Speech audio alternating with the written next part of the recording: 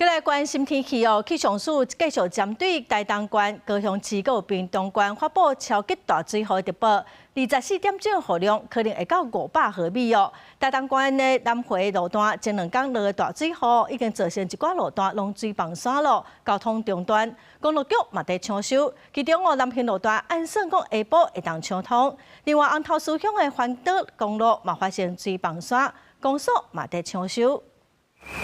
台东县大埔乡同日落600多毫米的雨量，山坡大量土石被冲到南回公路顶悬，上埔村的雕像气球大雨捌淹过公路路边，双向无法度通过，经过公路局抢修，暂时恢复通行。 南回公路沿线为太麻里到大金乡，未少路段都发生土石流，交通受阻。大溪路段土石流造成塞车，好加在公路局抢通一车道疏导车流。不过，高向南再加上埔路段沿线公路顶悬积水，因为半个车顶悬，通行困难。文章南怀国立菜货车也掉跌路。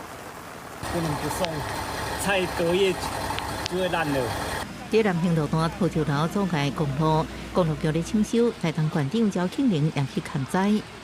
工作人员也没有经过，都没有经过，我们就清，因为你清了，它准时就下来。离岛的南苏伫风台期间，雨大水后，土石流引起公路、七十环岛公路，各互这场大水后带来土石阻断路面，各冲击面体，惊到民众唔敢踮伫厝内。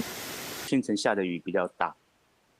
然后一直到现在还在下，渔人往机场的方向是中断，是因为有土石流。